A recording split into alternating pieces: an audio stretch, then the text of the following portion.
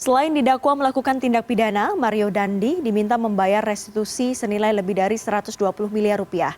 Nilai ini berdasarkan penghitungan Lembaga Pelindungan Saksi dan Korban.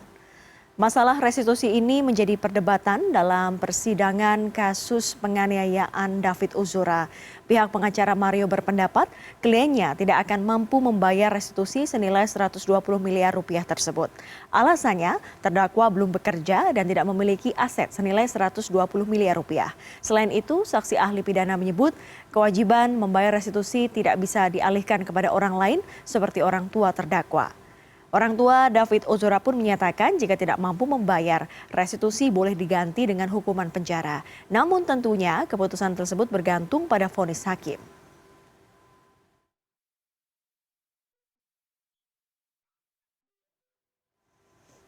Dan untuk mengetahui informasi terbaru dari sidang kasus penganiayaan David Ozora, sudah terhubung bersama kami koresponden CNN Indonesia Iwan Hermawan langsung dari Pengadilan Negeri Jakarta Selatan. Halo, selamat siang Iwan.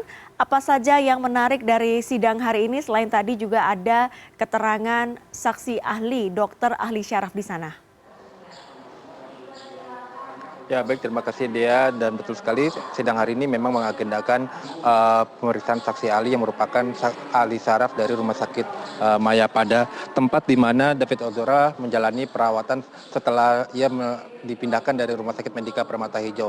Dan saksi ahli ini yaitu Dr. Jeremia Tatang adalah orang yang melakukan perawatan David semenjak ia dipindahkan, yaitu pada tanggal 22 Februari, dan sampai saat ini pun ia masih melakukan perawatan kepada David, walaupun memang perawatan dilakukan secara rawat jalan seperti itu. Dan tadi dalam perdebatan, dalam tanya jawab di ruang sidang, memang dari hakim juga menanyakan tentang perihal kondisi David dan bagaimana ketika David tiba di Rumah Sakit Mayapada seperti apa kondisinya seperti itu, dan disebutkan bahwa memang ketika tiba di Rumah Sakit Mayapada memang kondisi David sangat mengkhawatirkan seperti itu, sangat memprihatinkan karena memang mengalami luka-luka yang cukup serius begitu, dan luka itu pun bukan hanya luka fisik tapi juga luka-luka dalam seperti misalnya adanya gangguan saraf dan lain sebagainya. Selain itu bahkan David juga mengalami infeksi di paru-parunya. Jadi tindakan yang pertama dilakukan oleh para dokter waktu itu adalah untuk memperbaiki kondisi David lebih dahulu gitu, untuk menstabilkan kondisinya terlebih dahulu, dan kemudian melakukan sejumlah perawatan lainnya seperti pemeriksaan MRI dan lain sebagainya. Dan dari pemeriksaan itu pula diketahui bahwa memang ada yang salah dengan kondisi saraf David. Jadi disebutkan tadi oleh dokter ada semacam bercak putih yang penghubung antara otak kanan dan otak kiri, dan itu yang nantinya itu akan berpengaruh pada sistem motorik ataupun sistem saraf dari David. Dan memang sampai saat ini dari kesaksian dokter juga memang dari motorik dari David ini masih belum sempurna. Jadi David memang sudah bisa berjalan tapi itu pun tidak jauh, dan selain itu juga berjalannya juga masih miring ke kiri, dan selain itu juga masih ada semacam letupan emosi juga gitu, ada gangguan emosi juga dari David saat ini begitu. Dan sampai saat ini dari kedokteran dari pihak rumah sakit juga masih terus melakukan perawatan.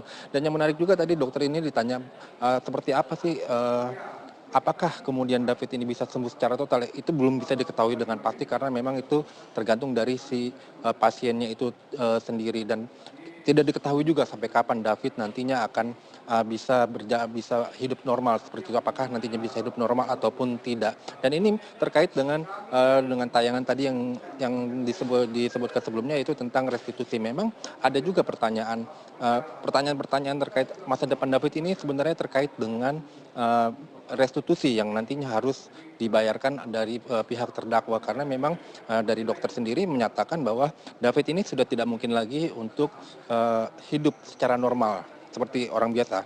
Dia tidak mungkin lagi nanti memiliki pergaulan sosial seperti orang normal, tidak mungkin lagi bekerja secara orang normal. Jadi karena itu kemudian harus ada semacam pembiayaan ataupun untuk menjamin masa depan David nantinya seperti apa. Dan sebenarnya selain itu pula dari sisi kedokteran ini nantinya juga keterangan-keterangan dari dokter ini nantinya juga bisa dikaitkan dengan keterangan dari saksi-saksi ahli pidana sebelumnya, yaitu mengenai kategori luka berat, karena di dalam kesaksian saksi ahli pidana sebelumnya disebutkan bahwa luka berat ini dikategorikan luka berat apabila korban setelah mengalami tindakan penganiayaan kemudian harus menjalani perawatan di rumah sakit selama berhari-hari, dan itu yang dialami oleh David Ozora karena ia menjalani perawatan di rumah sakit selama lebih dari 50 hari dan sampai saat ini pun masih harus menjalani sejumlah terapi, sejumlah perawatan gitu, termasuk fisioterapi dan juga yang lain sebagainya yang masih harus dijalani oleh David Ozora. Dan sementara dari pihak pengacara sendiri, dari pihak pengacara sendiri, keterangan dari dokter ini juga bisa menjadi celah bahwa David Ozora kondisinya sudah membaik. Karena itu mungkin ini bisa dijadikan celah agar nantinya dakwaan penganiayaan berat itu tidak ditimpakan kepada kliennya seperti itu. Seperti itu dia. Baik, terima kasih laporan langsung Iwan Hermawan dari Gedung Pengadilan Negeri Jakarta Selatan.